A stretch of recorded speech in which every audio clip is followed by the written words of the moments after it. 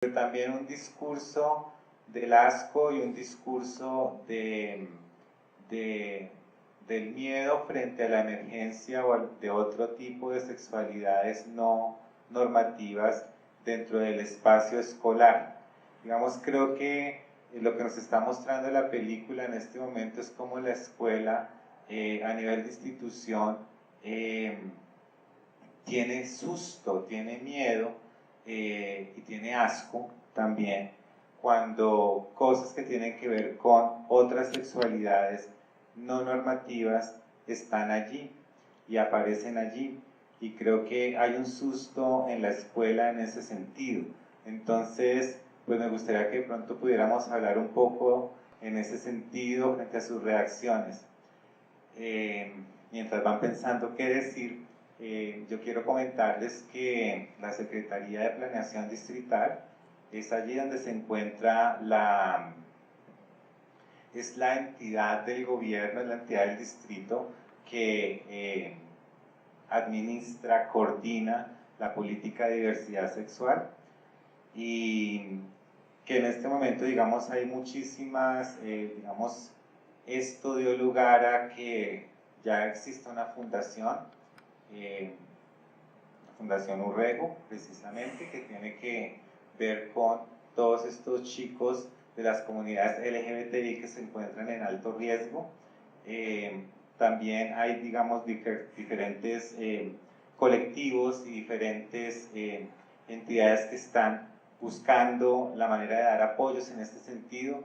Nos hemos enterado que muchos chicos de estas edades de las comunidades LGBTI son expulsados no solamente de la escuela, pero también son expulsados de sus hogares, y digamos, aunque está normado por la ley que una persona, un ser humano es dependiente de sus padres incluso hasta los 25 años si es estudiante, pues nos hemos encontrado también esta situación en que en el ambiente escolar del distrito, pues muchos adolescentes son expulsados y se encuentran incluso en riesgo de miseria y de pobreza frente a esto. Y bueno, entonces creo que hay muchísimas cosas que hacer en ese sentido. Creo que en Acacia también teníamos una consulta de una facultad específica en la cual nos hemos dado cuenta que aquí dentro de la Universidad Distrital tenemos estudiantes que son transgender, que son transgénero, que están haciendo tránsito,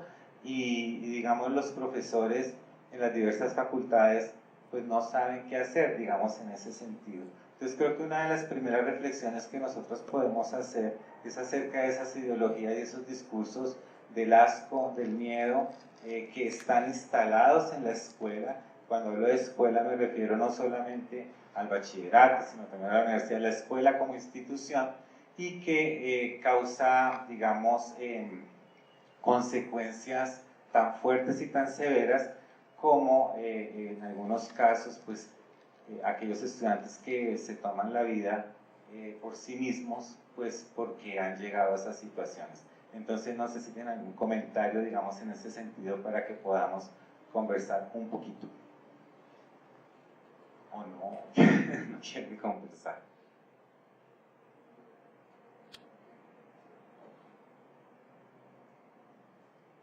Bueno, buenas tardes para todos. En primera instancia, pues agradecer ese espacio, muy importante. En segunda, mi nombre es Fernando Vázquez, soy estudiante del 10º semestre de licenciatura en Ciencias Sociales de la Universidad Distrital. Bueno, yo tengo que hacer un comentario respecto a la escuela. Creo que en ocasiones se olvida que la escuela es un espacio político. Y en esa medida, y la película muestra esa situación de discriminación y demás y de exclusión, evidencia una crisis del sistema educativo. Un sistema educativo que no se ha preguntado por las realidades de este tipo de poblaciones. Y también en esta medida, esta crisis, y más, bueno, como licenciado, siempre he tenido este cuestionamiento alrededor de cómo, como pedagogos, como licenciados, y no creo que no solo los licenciados, sino que también otros tipos de campos profesionales, campos epistemológicos, deben hacer o deben preguntarse por los cambios que deben haber en la escuela, cómo podemos nosotros transformar esa crisis y convertir la escuela, como él lo menciona, no necesariamente en esos espacios escolares, bachillerato, primaria y demás, sino también en todo tipo de aula, de espacio escolar en el que se vea algún tipo de vulneración de derechos humanos. Y hablo de la vulneración de los derechos humanos en esta medida porque estoy desarrollando mi monografía, mi tesis de grado alrededor del tema de la vulneración de los derechos humanos en la escuela. Y una categoría que es muy importante y es esa categoría de la escuela como espacio político. La escuela es un escenario de relaciones de poder. Dentro del trabajo que yo realicé un trabajo con chicos de 9º grado en el que por medio de un proyecto de educación en derechos humanos, implícitamente nosotros con mi compañero con el que estamos desarrollando el trabajo estábamos indagando por esas situaciones de vulneración de derechos humanos que hay en la escuela. Entonces nos damos cuenta que las situaciones de vulneración de derechos humanos en la escuela no solo se dan de profesores a estudiantes, sino que también se dan estudiantes a profesores, entre estudiantes. Y de entre esos escenarios de vulneración de derechos humanos está precisamente que entre compañeros esta figura, como lo vimos en la película de 3 de los chicos que se hacen llamar, o que coloquialmente en los salones es conocido como los chachos, porque dentro de la investigación que nosotros desarrollamos encontramos eso, predomina bastante este tema de la masculinidad, ¿sí? De la figura masculina, de cómo se ejerce un poder frente a los otros estudiantes. Entonces, esa investigación, y creo que esta película nos lleva a preguntar y a cuestionarnos sobre qué estamos haciendo, en este caso los licenciados, profesores, y que muchas veces en las escuelas no hay necesariamente, por ejemplo, en el caso de ciencias sociales encontramos profesores que no tienen formación en pedagogía, sino que son politólogos, son sociólogos, porque no encontraron otra forma de ejercer su profesión, sino que encontraron fue en el espacio escolar su oportunidad de trabajo. Entonces, en ocasiones se desconoce esa labor docente y creo que se desconocen esas reflexiones que, bueno, yo como persona homosexual, hombre homosexual, he criticado bastante ese tipo de relaciones que se dan en las aulas. Entonces creo que hay que crear propuestas, hay que llevar ese tipo de contenidos a los colegios. Creo que a pesar de que, bueno, estamos en una universidad, es necesario trabajar este tipo de espacios porque la discriminación no desconoce espacio ni aula escolar. Gracias. ¿Cuál es tu nombre? Fernando. Gracias, Fernando, por tu contribución. Creo que es muy importante. Tocas varios aspectos que en realidad la universidad tiene que pensar, pero también, como tú lo dices, desde el espacio de la licenciatura en Ciencias Sociales, creo que todas las licenciaturas. Nosotros hemos venido elaborando un trabajo en clave de género desde hace más de 10 años que tiene que ver básicamente con cómo se expresa o cómo se relacionan los diferentes actores que tú mencionas, los maestros, los estudiantes, los materiales, los espacios, en lo que tiene que ver con el aprendizaje de lenguas extranjeras. ¿Y cuál es el balance que uno tiene en estos últimos 10 años de trabajo en clave de género? No hay una sola licenciatura de las 48 licenciaturas que forman maestros en inglés en el país que se preocupe por esto. Entonces, y me imagino que deberíamos mirar si la situación en términos de formación de docentes es lo mismo en otros espacios disciplinares. Es decir, ¿qué estamos haciendo en las licenciaturas cuando estamos educando los futuros maestros que van a estar con nuestros hijos? ¿Qué hacemos cuando dentro del espacio escolar, el que sea, dentro del material, dentro del discurso del profesor, dentro del discurso de los compañeros, emerge género, entre muchísimas otras cosas, porque digamos en esta película emergen muchísimas otras cosas, y los profesores no sabemos qué hacer? Obviamente no estoy excusando, digamos, las conductas profesorales, pero también quiero llamar la atención sobre el hecho de que en Colombia no estamos preparando ni educando a nuestros profesores para la diversidad. Y cuando hablo de diversidad, no exclusivamente diversidad en clave de género, sino diversidad en términos cognitivos, en términos culturales, en términos raciales, en términos de creencias, y creo que, digamos, esto es un llamado de atención muy fuerte a la escuela en general, pero también a la escuela que forma profesores. Y creo que eso es un llamado muy importante. Entonces agradezco, digamos, tu participación. Nos interesaría muchísimo saber en qué termina tu investigación en ese sentido y que pudiéramos socializarla, digamos, en un espacio como este, porque creo que es importante que entre nosotros que somos profesores, creo que la mayoría de las personas que están aquí lo somos, podamos pensar y reflexionar sobre cuáles son las prácticas en las cuales nos paramos o nos instalamos en lo escolar cuando tenemos que ver con asuntos, especialmente para el caso de este cineforo, de género. Entonces, queda claro que, digamos, lo que muestra la película es un discurso de exclusión, pero digamos un discurso de exclusión que se para en el asco, en el desconocimiento, acerca del género, cuando hay otro tipo de sexualidades allí.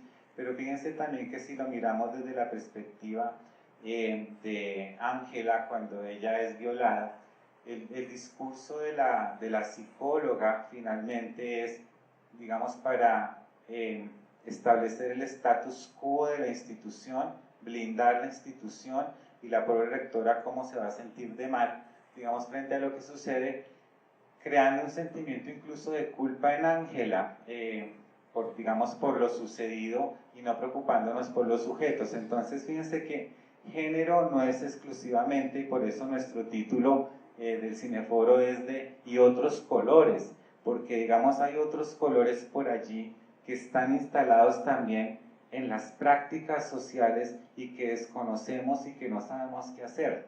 Fíjense ustedes, por ejemplo, una situación muy fuerte dentro de la película, y es la que tiene que ver con el cuerpo, y cómo el cuerpo es básicamente police, I don't know how to say that.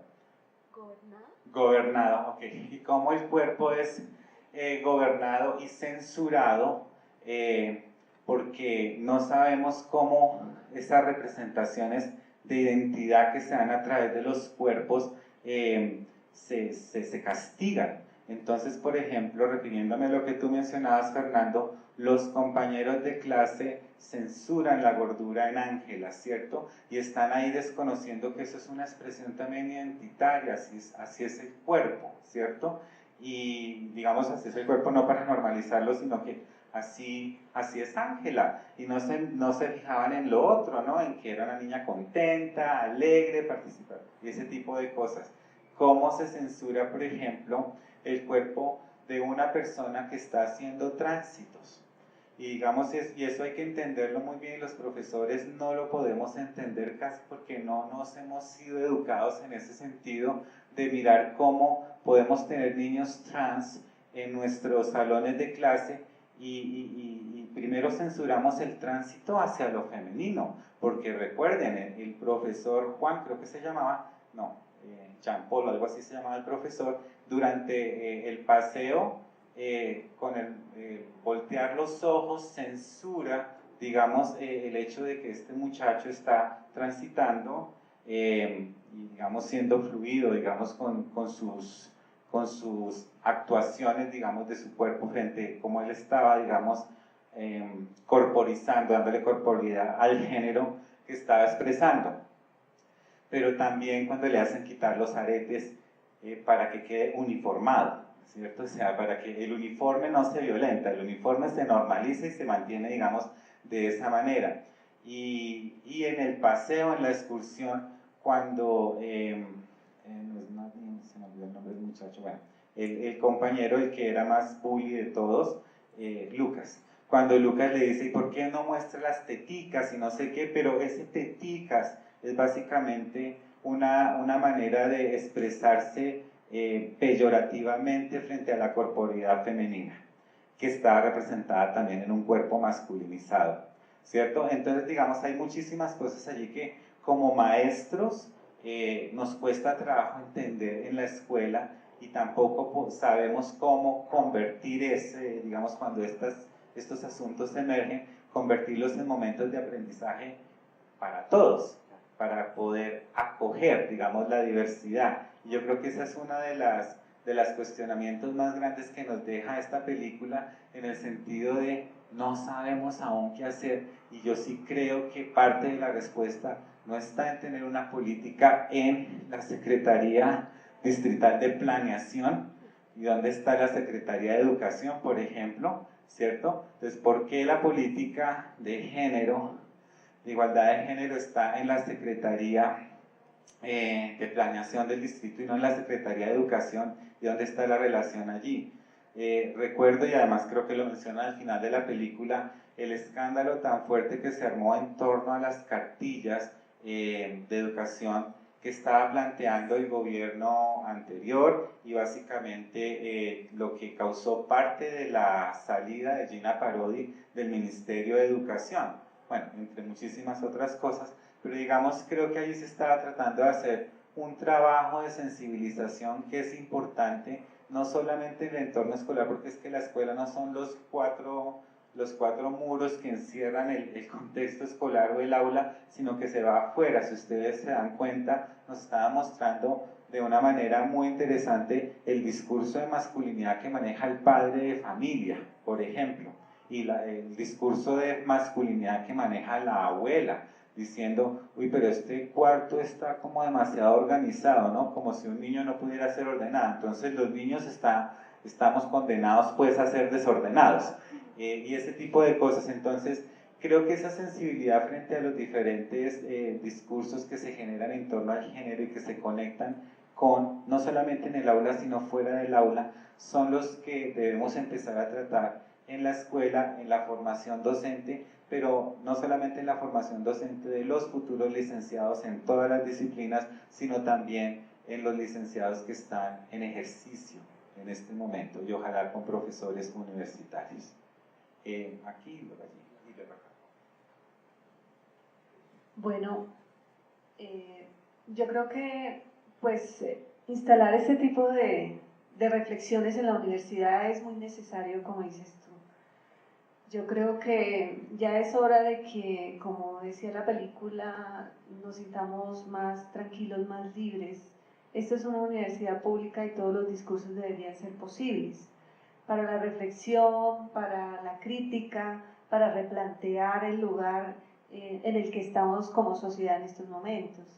Yo creo que mucho de lo que podemos hacer frente a esta idea de posconflicto, por ejemplo, tiene que ver con desarmar los corazones en muchos sentidos, que no son solamente los políticos de los que tú aludes, son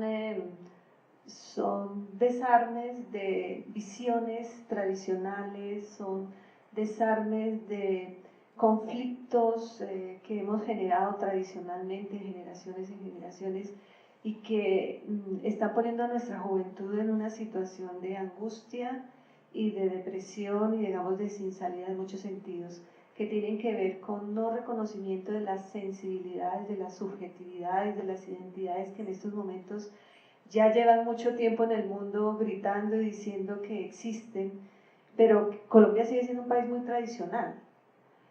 Familias que por encima de muchas circunstancias quieren proteger las apariencias.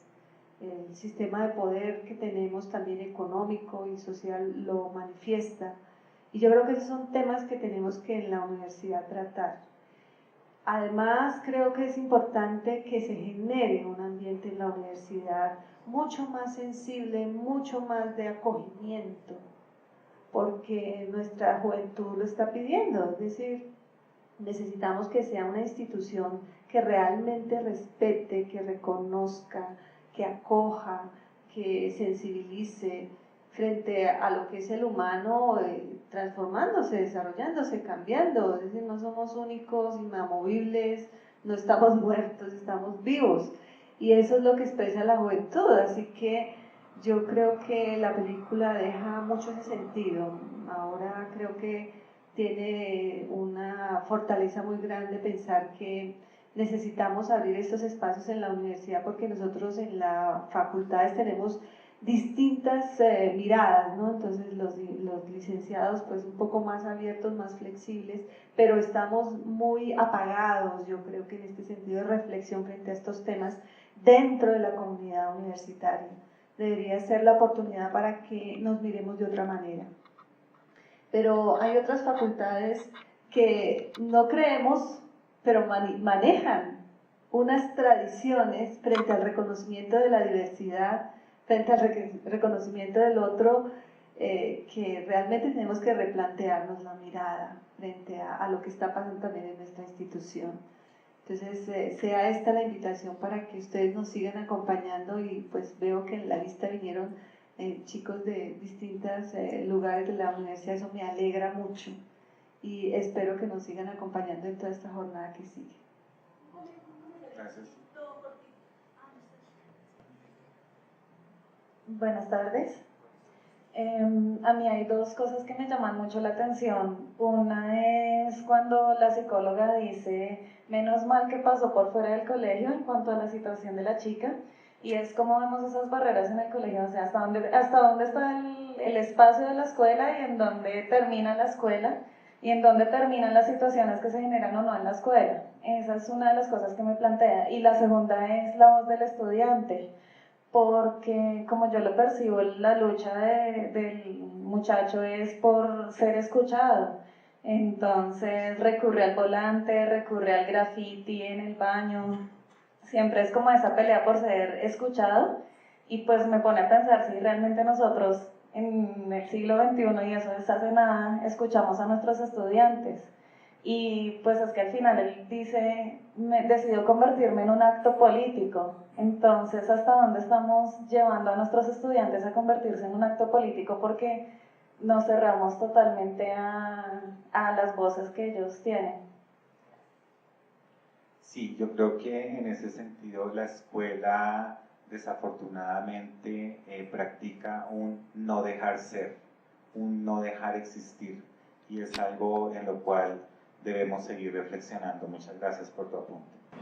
Sin micrófono, es comentar que parte de esta invitación que socializaron ustedes de internet, pues se ve reflejada aquí, digamos que es muy visible, ¿sí?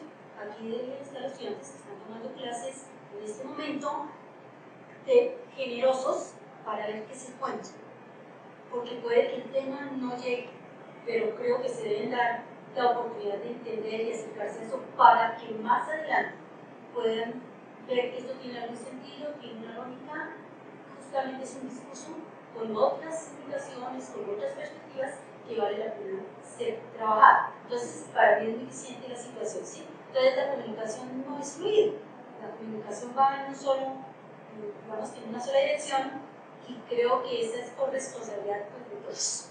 Y claro que sí, pero seguiremos insistiendo, por supuesto. No, pues quería hacer un comentario respecto a esta mención que se ha hecho sobre la escuela, y me parece que, pues, primero para poder superar esta crisis que tiene el sistema educativo y que tiene la escuela como tal, porque la escuela nace como una institución de regulación, una institución biopolítica, de control del cuerpo, es una visión Foucaultiana, a lo mismo que es la visión de la cárcel como panóptico, bueno, demás. Entonces creo que ese legado de ver la escuela aún en esa visión del control biopolítico de los cuerpos, si eso no se transforma, la crisis del sistema educativo en el caso colombiano no puede superarse. Entonces eso pasa primero por una transformación cultural, ¿sí? Precisamente, claro, el tema de las políticas públicas, lo instituido, las instituciones son vitales, por supuesto, pero ¿qué sucede si ese tipo de políticas que se quedan en Secretaría de Planeación, no van a Secretaría de Educación, no pasan precisamente por la escuela? Entonces, ¿a quiénes nos toca asumir eso? A los docentes, ¿sí? Y es también un llamado porque en los espacios escolares, en el caso de los licenciados, nos encontramos a profesores que no tienen ese tipo de reflexiones. Y es precisamente porque no somos conscientes de la realidad del otro.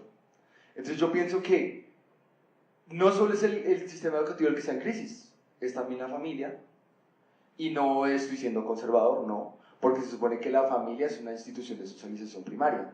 Entonces muchas de las situaciones que vimos en la película vienen de familias disfuncionales, en las que por ejemplo la figura masculina es dominante, una sociedad todavía que es patriarcal, a la cual hay que, como yo mencioné en mi primera intervención, hay que hacer transformaciones.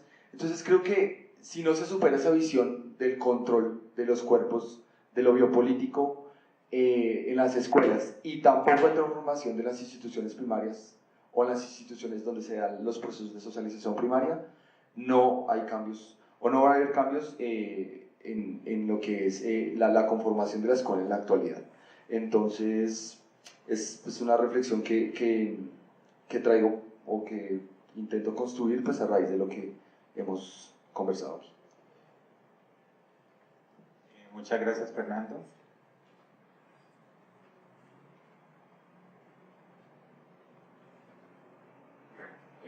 Buenas tardes. Yo creo que muchas de los temas, cuando se habla de crisis o cuando se habla de necesidades en la educación, surgen a partir del sufrimiento y de una identidad que se necesita reivindicar. Digamos, cuando se habla de desigualdad, cuando se habla de discriminación de cualquier clase. Y creo que algo que precisamente me di cuenta recientemente es porque en las clases que estoy dictando de principios de investigación en la universidad, hay estudiantes que se están dando cuenta que la sexualidad y el cuerpo mismo han sido sacados de la formación docente. Y eso, digamos que hay que agradecer al discurso vindicativo, en cierta medida, el que nos estemos dando cuenta que inclusive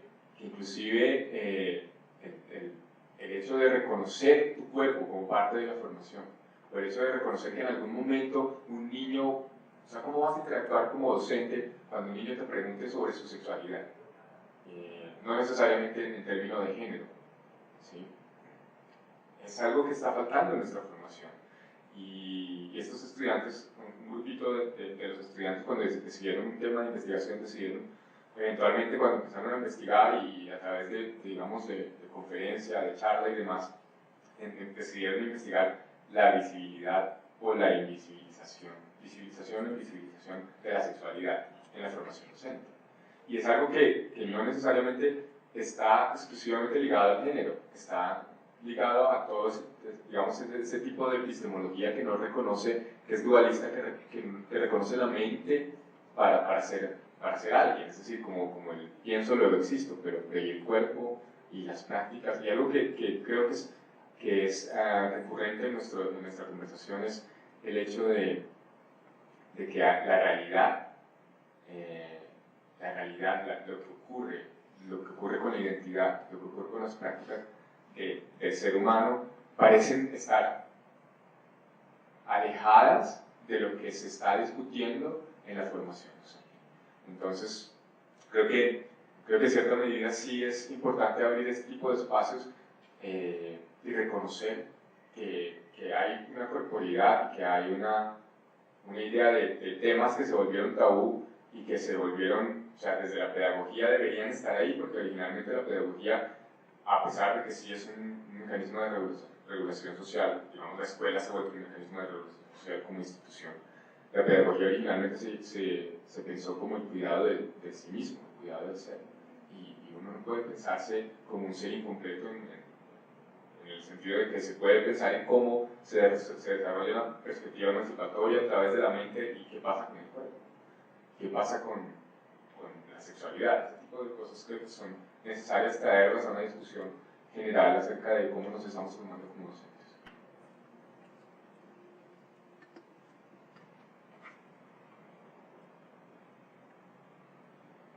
Ok, ¿tenemos algún otro comentario?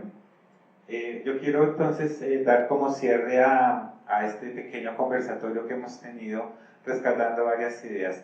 Uno, tenemos aún una escuela que es policiva, normativa y que, digamos, desconoce las diversidades. Digamos, en ese sentido creo que necesitamos buscar las maneras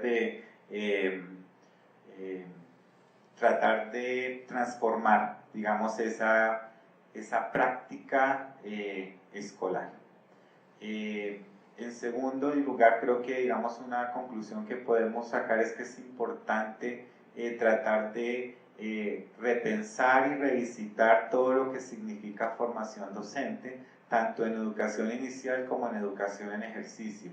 Creo que eso implica, digamos, unas acciones que creo que como universidad podemos seguir haciendo. Y tal vez tercero, pues que hay sexualidades otras en la sociedad y en la escuela, están allí y digamos independientemente de la discusión género, orientación sexual, deseo y todo ese tipo de cosas que hay que dar esas discusiones y aclarar, digamos, los términos para todo el mundo, es importante tratar de comprender que hay sexualidades otras, hay diversidades y están en la escuela.